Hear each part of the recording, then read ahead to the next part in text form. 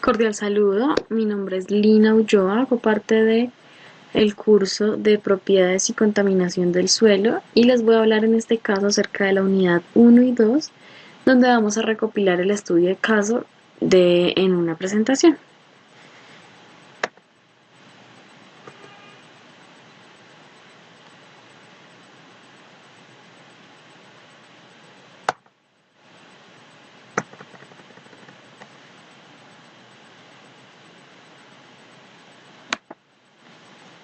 Bueno, el planteamiento del problema. Entonces, el suelo problema queda en Chinchina Caldas, el cual ha sido utilizado para cultivos de repollo, brócoli, apio, lechuga y cebolla.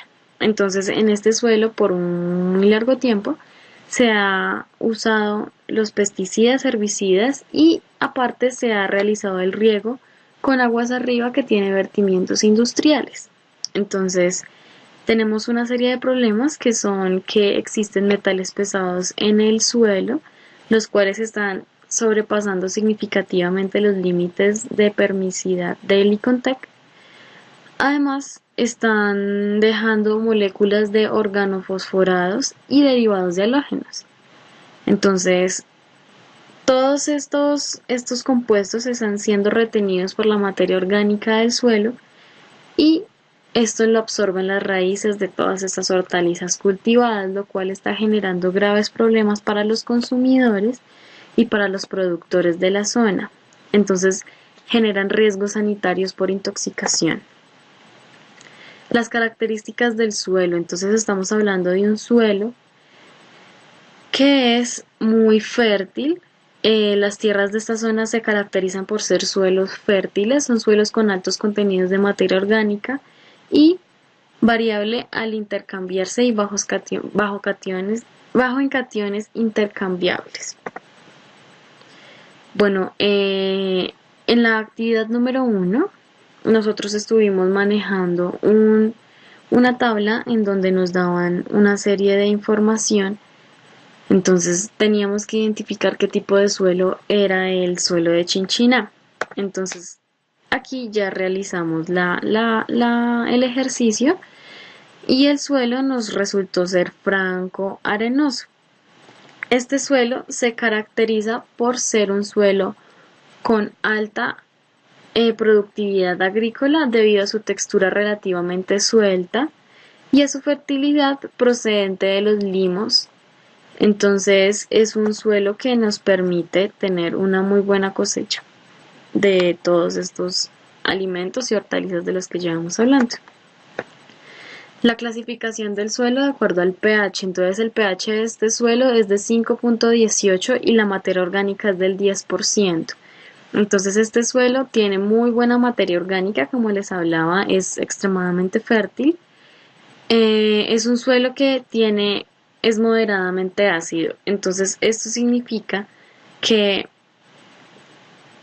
se está viendo entorpecida la actividad microbiana.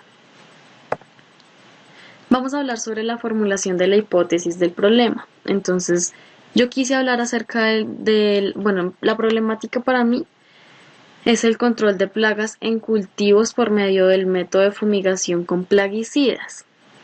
Entonces, ¿cuáles son los impactos ambientales que recibe el suelo por las técnicas de fumigación en la agricultura? Entonces, son dos impactos ambientales muy fuertes. Uno es la erosión y el otro es el agotamiento y contaminación de fuentes hídricas subterráneas. Entonces, vamos a hablar sobre la erosión. Gracias a los malos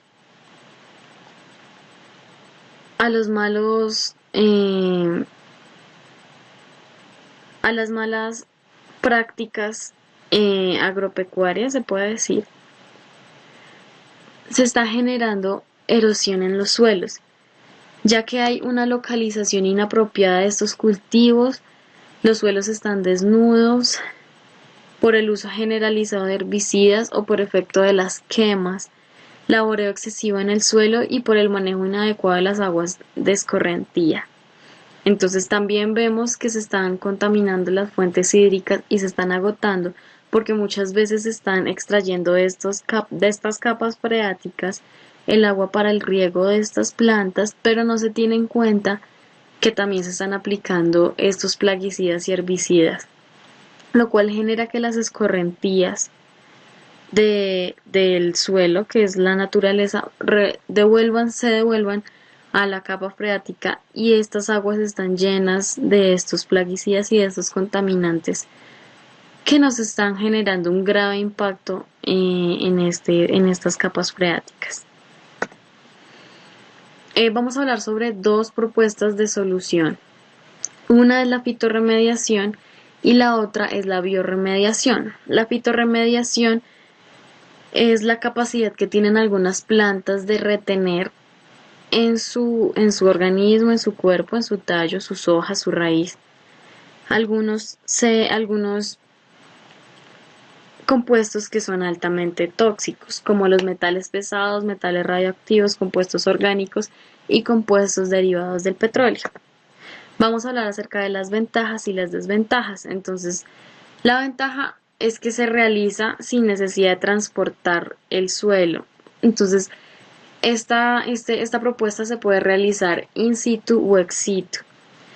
Entonces, es eficiente para los contaminantes orgánicos como inorgánicos, no requiere consumo de energía, actúa positivamente sobre el suelo mejorando sus propiedades, tiene una alta probabilidad de ser aceptada ya que es estéticamente agradable, evita la excavación y el tráfico pesado, se puede emplear en agua, aire y suelo. Y las desventajas es que no todas las plantas son fitorremediadoras.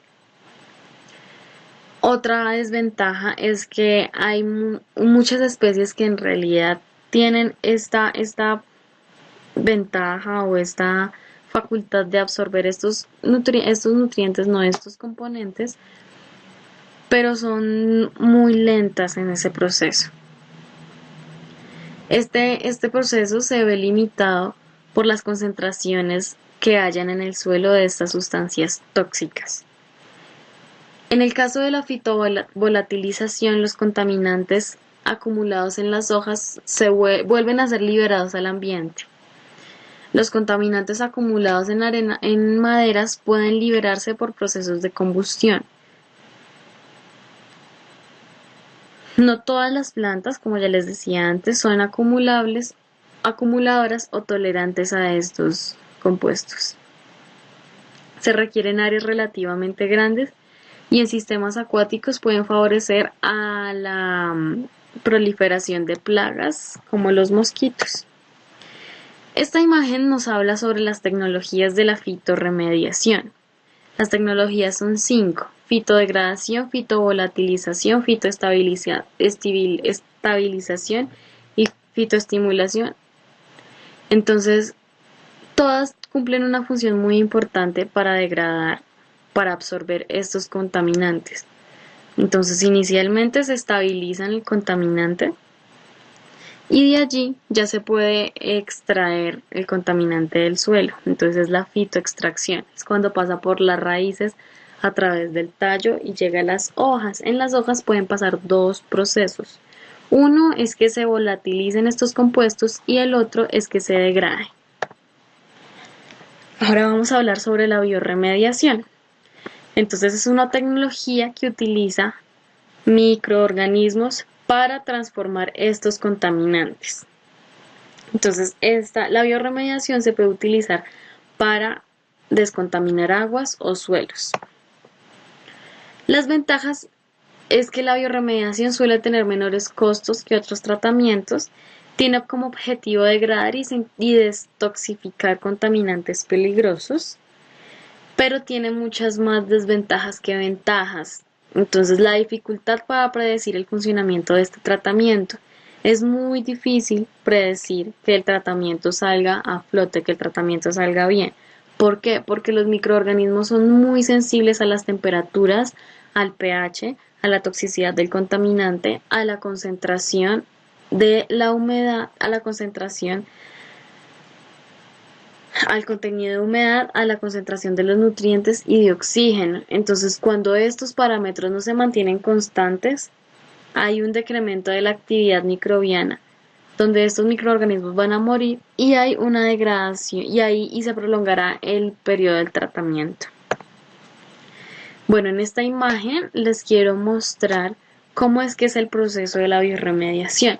Inicialmente se debe tomar una muestra del suelo para identificar cuál es la concentración de los contaminantes en el suelo, cuáles son los microorganismos que existen en ese suelo y si este suelo es viable o no para realizar o insertar nuevos microorganismos aparte de los que ya son nativos. Cuando estas pruebas son positivas y realmente el suelo nos sirve para realizar una biorremediación, entonces podemos ver que los microorganismos van a transformar los productos a inofensivos y lograrlo así la descomposición del sitio de una manera natural y realmente amigable para el medio ambiente. Ahora vamos a hablar de las conclusiones de este trabajo. Quiero hablarles sobre las conclusiones que tengo con respecto al procedimiento de la fitorremediación y la biorremediación. Entonces voy a hablarles inicialmente de la biorremediación. Entonces el éxito de que este proyecto salga a flote depende de la habilidad de los operadores para crear y mantener las condiciones ambientales necesarias para el crecimiento microbiano.